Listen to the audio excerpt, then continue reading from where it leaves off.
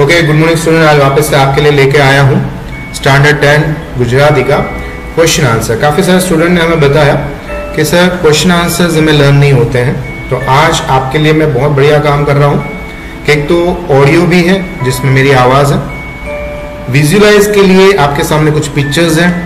अगर आप ये पोएम के क्वेश्चन आंसर्स समझना चाहते हो एंड साथ साथ में लर्न करना चाहते हो तो ये जो 10-15 मिनट का हमारा वीडियो है उसको ज़रूर देखिएगा, शेयर करिएगा एंड लर्न करके बहुत अच्छे मार्क्स ज़रूर कमाएगा। So now start. काव्य नंबर 1, पोएम नंबर 1 इज अ मुरली, स्टैंडर्ड 10 गुजराती का ये फर्स्ट पोएम है। कवयित्री है मीराबाई और विषय है गुजराती। साहित्य प्रकार है पद। पद उसको कहा जाता है जिसको हम भजन कहते हैं, भजन यानी कि पद, पर साहित्यिक भाषा में उसको पद कहा जाता है। यहाँ पर कुछ क्वेश्चंस हैं जो बहुत जरूरी है। मीराबाई जिसका जन्म राजस्थान के अंदर मेड़ता नाम के गांव में हुआ था, उसका फैमिली राज परिवार से था और बचपन से ही भगवान श्री कृष्ण की भक्ति में रंग गई थी मीराबाई। जन्म उसका मेवाड़ में हुआ, फिर आगे चलकर घूमने फिरने के लिए वो ब्रज में भी गई एंड फिर गुजरात में द्वारिकाधीश के मंदिर में आके वो कृष्ण में ऐसे समा गई कि हमेशा कृष्णमय जीवन उसका बन गया। इस तरह से मेवाड़, ब्रज एंड द्वारिका ये 3 स्थानों पे उसका रहना हुआ, जन्म राजस्थान में हुआ। आगे उसको 4 भाषा का नॉलेज था। Number 1 is a Gujarati, number 2 is a Braj, number 3 is a Rajasthani and number 4 is a Hindi. इस तरह से उसकी ये जो पद, उसके जो भजन है वो हमें अलग अलग 4 भाषाओं में मिलते हैं, गुजराती, ब्रज, राजस्थानी एंड हिंदी। संत हृदय की संवेदना एंड तीव्रता की भावना हमेशा उसकी भाषा की सादगी में मिलती है और यहाँ पर इसके पद के अंदर भगवान श्री कृष्ण के प्रेम और भक्ति का बहुत ही खूबसूरत तरीके से उसने निरूपण किया है, जिसके अंदर भगवान श्री कृष्ण की लीला का वर्णन है जो हम यहाँ पर देखते हैं लाइन वाइज। वागे छे वृंदावन मुरली वागे छे। वैसे वागा यानी बजना होता है एंड दूसरा वागे छे तो मारा मम्मीए मने लाफो मारियो, मने तमाचो मारियो तो मने गाल पर वाग्यो, वहां पर भी उसका वागेचे का प्रयोग होता है, यानी कि लगना, हर्ट होना होता है। यहाँ पर हर्ट होना नहीं है, यहाँ पर बजना है। तो बज रही है वृंदावन के अंदर भगवान श्री कृष्ण की मुरली बज रही है और उसका नाद, उसकी जो आवाज है वो आसमान यानी गगन के अंदर गूंज रही है। वागे छे वृंदावन मुरली वागे छे। अब वृंदावन के मार्ग में जाते हुए जो गोपियां है हमेशा अपने साथ दही, दूध, माखन, घी ये लेकर हमेशा वृंदावन की गाय, वृंदावन का घास एंड वृंदावन के कार्य करने वाले सारे लोग, परंतु गोपियां उसको मथुरा के राजा कंस को देने जाते थे। इसके कारण से कृष्ण भगवान हमेशा बोलते थे भाई गाय हमारी, दूध हमारा, पर खाने वाला राजा कंस ये नहीं हो सकता है और अगर आपको इसको देने के लिए जाना है तो आपको कोई ना कोई मुझे टैक्स देना पड़ेगा, है ना। टैक्स को कहते हैं दान देना। तो हमेशा कृष्ण भगवान बीच में से खड़े हो जाते थे एंड वृंदावन के मार्ग के अंदर वाहलो यानी कि भगवान श्री कृष्ण, टैक्स का मतलब होता है दान, दधी ना मांगे छे, दूध दही माखन के उसको टैक्स देना पड़ता था। वृंदावन के अंदर रास रचाया जाता है, वहां पर हर एक गोपी चाहते थे कि कृष्ण मेरा है और मेरा ही रहे, किसी के पास भी नहीं जाना चाहिए। इसलिए बीच में राधा है एंड कृष्ण है, जबकि हर एक गोपी के साथ एक एक कृष्ण आ जाते हैं। ये जो खूबसूरत सा मंडल होता है उसको रास मंडल कहते हैं और उसके बीच में विराजमान हो रहे हैं भगवान श्री कृष्ण। तो कहते हैं कि वृंदावन के वन के अंदर रास रचायो छे अने मा वाहलो यानी कि भगवान श्री कृष्ण रास मंडल के बीच में विराजमान है। आगे वर्डिंग इस्तेमाल किया है कि पीड़ा रे पीतांबर झरकसी जामा, येलो कलर के हमेशा ये धोती पहनते थे और ये जो धोती है उसको पीड़ा पीतांबर कहते थे।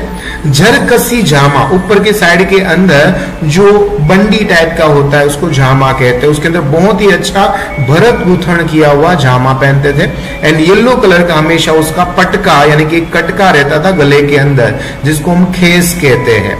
तो खेस की तरह हमेशा पीला रंग का पटका विराजमान रखते थे।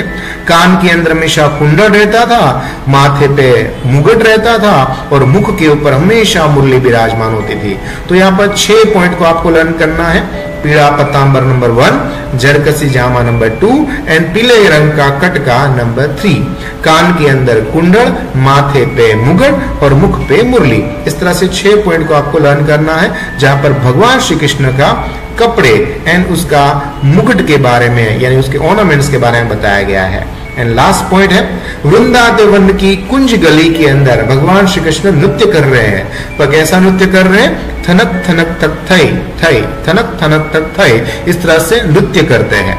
और इस वक्त मीराबाई के प्रभु यानी कि गिरी को धारण करने वाले, हे गिरिधर, मैं आपका गुणगान करते हुए मैं थकती नहीं हूं, आपका दर्शन मात्र से ही मेरे सारे दुख दर्द दूर हो जाएंगे। इस तरह से मीराबाई भगवान श्री कृष्ण को विनती करते हुए कहते हैं कि हे कृष्ण भगवान, बस आप हमेशा मुझे अपने चरण कमल में रखो और आपका इस रास लीला का मुझे कभी ना कभी दर्शन कराओ। अब यहाँ पर हम उसके लेंगे क्वेश्चन आंसर। 1 वर्ड आंसर है, हमारे साथ है केवल वोरा एंड आपको इसके आंसर भी बताएंगे। मैं क्वेश्चन पढ़ रहा हूँ, केवल वोरा इसके आंसर बताएंगे। एक प्रश्न ना आंसर किस तरह से दिया जाता है, किस प्रकार से? वृंदावन मार्गे वाहलो शू मांगे छे? वृंदावन मार्गे वाहलो દહીંના દાણ માંગે છે। આ કાવ્યમાં વાહલો શબ્દ કોને માટે વપરાયો છે? આ કાવ્યમાં વાહલો શબ્દ શ્રી કૃષ્ણ માટે વપરાયો છે। વૃંદાવનની મુરલીનો નાદ ક્યાં ગાજે છે? વૃંદાવનની મુરલીનો નાદ ગગનમાં ગાજે છે। શ્રી કૃષ્ણ દધીના દાણ ક્યાં માંગે છે? શ્રી કૃષ્ણ વૃંદાવનના માર્ગે જતા દધીના દાણ માંગે છે। વૃંદાવનમાં શું રચાયું છે અને તેમાં કોણ બિરાજમાન છે? વૃંદાવનના રાસ રચાયો છે, તેમાં શ્રી કૃષ્ણ બિરાજમાન છે। ओके, नाउ 1 लाइन आंसर को आगे और ले जाते हैं। श्री कृष्णએ કેવું પીતાંબર અને કેવા જામા પહેર્યા છે? શ્રી કૃષ્ણએ પીળા પીતાંબર અને ઝળકસી જામા પહેર્યા છે। શ્રી કૃષ્ણએ કાનમાં, મસ્તકમાં અને મુખ પર શું ધારણ કર્યું છે? શ્રી કૃષ્ણએ કાનમાં કુંડળ, મસ્તક પર મુકુટ અને મુખ પર મુરલી ધારણ કર્યા છે। વૃંદાવનની કુંજલીમાં વાહલો શું કરે છે અને કેવા નાચ નાચે છે? વૃંદાવનની કુંજ ગલીમાં વાહલો રાસ રમે છે અને થનક થનક થઈ થઈ નાચે છે। કોના દર્શન કરવાથી મીરાબાઈના દુઃખ ભાંગે છે? શ્રી કૃષ્ણના દર્શન કરવાથી દુઃખ ભાંગે છે। મુરલી આ પદ જે છે એમાં મીરાબાઈએ કોનો મહિમા ગાયો છે? मुरली पद में मीराबाई श्री कृष्ण नो महिमा गायो है। ओके, नाउ जब भी हम शॉर्ट आंसर लिखते हैं तो उसमें पूरा आंसर लिखना बहुत जरूरी है एंड जो मेन आंसर होता है उसको पेंसिल से अंडरलाइन करिएगा। जो भी आपके चेकर है उसको जितना इजीली आप उसको आंसर दोगे, मतलब दिखेगा, उसको अच्छा लगेगा एंड आपको बहुत ही अच्छी तरह से मार्क्स मिल सकते हैं। नाउ हम बात करेंगे 2 लाइन आंसर के बारे में एंड 2 लाइन आंसर हमें किस तरह से लिखना है। तो हमेशा राइट हैंड साइड के अंदर आपको 3 डैश करने हैं। पहले के अंदर आप लिखेंगे काव्य का नाम जिसमें लिखेंगे मुरली, फिर दूसरे में लिखेंगे साहित्य प्रकार जिसमें लिखेंगे पद एंड तीसरे में लिखेंगे कवि का नाम, कवियत्री का नाम जिसमें लिखेंगे मीराबाई एंड फिर आपको आंसर लिखना चाहिए। ठीक है, नाउ प्रश्न है 2 लाइन आंसर में कि आ काव्य ने आधारे कृष्णना પહેરવેશનું વર્ણન કરો। श्री कृष्णએ પીળું રંગનું પીતાંબર પહેર્યું છે, તેના વસ્ત્ર પર કસાબ વાળું જરકસી ભરત ભરેલું છે। પીળા રંગનો કટકો એટલે કે ખેસ ખભા પર છે અને મુખ પર મુરલી બિરાજે છે અને કાનમાં કુંડળ। આ રીતે ભગવાન શ્રી કૃષ્ણ જે છે તેને માથે મુગટ, કાનમાં કુંડળ, મુખ પર મુરલી, इस तरह से પીળા રંગનું પીતાંબર, कसब वाळू यानी कि जरकसी जामा અને પીળા રંગનો કટકો એટલે કે ખેસ ખભા પર છે। तो ये 6 पॉइंट को आपको પહેરવેશ में याद रखना है। नाउ 2 लाइन आंसर में और एक है, कृष्ण क्या અને કેવી રીતે નાચે છે? श्री कृष्ण वृंदावननी कुंज गलीमां थनक थनक थई थई नाचे छे। कृष्ण वृंदावननी गलीमां गोपीओ साथे नाच करे छे। वृंदावનમાં કૃષ્ણ કોના દાણ માંગે છે અને ગોપીઓ સાથે શું રચે છે? વૃંદાવનમાં કૃષ્ણ રાસ આવતા જતા દધીના દાણ માંગે છે, ગોપીઓ પાસે માંગે છે। ગોપીઓ સાથે શ્રી કૃષ્ણ વૃંદાવનના મધુર રાસ રચે છે। ओके, नाउ बात करेंगे लॉन्ग आंसर के बारे में जिसमें मैं आपको बहुत ही अच्छी तरह से समझाऊंगा, ध्यान से समझेंगे। मुरली पदનું વક્તવ્ય સ્પષ્ટ કરો अथवा तो मुरली पद में मीराबाई गायेला कृष्ण नो महिमा प्रकट करो। तो सबसे पहले इसमें इंट्रोडक्शन लिखते हैं नंबर 1। नंबर 2 आएगा उसका मेन आंसर एंड नंबर 3 जो क्वेश्चन है उसको रिपीट करते हैं। यहाँ पर क्वेश्चन है हमारे पास 2, उसमें से कोई को हम रिपीट कर सकते हैं। तो किस तरह से हम इंट्रोडक्शन लिखते हैं, कुछ इस प्रकार से रहेगा कि श्री कृष्ण भक्त मीराबाई द्वारा रचनाबद्ध करवामा आवेल आ पद मुरली में भगवान श्री कृष्ण ना खूब सुंदर भक्तिमय काव्यનું વર્ણન કરવામાં આવેલ છે। नाउ आंसर कुछ प्रकार से लिखेंगे कि मीराबाईना पदમાં श्री कृष्ण प्रत्येનો પ્રેમ અને ભક્તિના વ્યક્ત કરવામાં આવ્યો છે। શ્રી કૃષ્ણના સ્વરૂપ માટે કૃષ્ણની લીલાઓ મુરલી પદમાં વ્યક્ત થઈ છે। શ્રી કૃષ્ણ ગોપીઓ પાસેથી વૃંદાવનના રસ્તે જતા અને આવતા દધીના એટલે કે દહીંના દાણ માંગે છે। ગોપીઓ સાથે વૃંદાવનમાં રાસ રમે છે અને તેનો અવાજ છેક ગગન સુધી ગાજે છે। अब श्री कृष्ण भगवान का अद्भुत दर्शन का वर्णन करेंगे। पीला रंगનું પીતાંબર, જરકસી જામા, ખભા પર ખેસ, કૃષ્ણના કાનમાં કુંડળ અને માથા પર મુગટ અને આ રીતે ભગવાન શ્રી કૃષ્ણના મુખ ખૂબ સુંદર બિરાજમાન મુરલી પણ સારી લાગી રહી છે। ગોપીઓને દાણ આપવાને બહાને દાણ માંગવાને બહાને કૃષ્ણ વૃંદાવનની કુંજકલીમાં નાચ નચાવે છે અને એ સમયે ભગવાન શ્રી કૃષ્ણ થનક થનક થક થઈ નૃત્ય કરે છે। આવા મોહક કૃષ્ણના દર્શનને માત્રથી આપણા બધાના દુઃખ दूर થઈ જાય છે। આવા भगवान श्री कृष्ण ना गुण मीराबाई आ पद में गाया है। तो अगर आपको ये आंसर लर्न हो जाता है मतलब समझ लो आपकी पूरी पोएट्री लर्न हो गई। क्वेश्चन आंसर भी हो गया, शॉर्ट आंसर भी हो गया, 2 लाइन आंसर भी हो गया।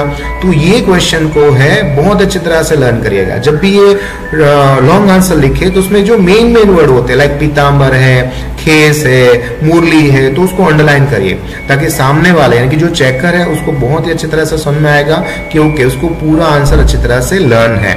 नाउ हम शब्द समूह लेंगे, यहाँ से मैं क्वेश्चन बोलूंगा और उसके आंसर बोलेंगे केवल।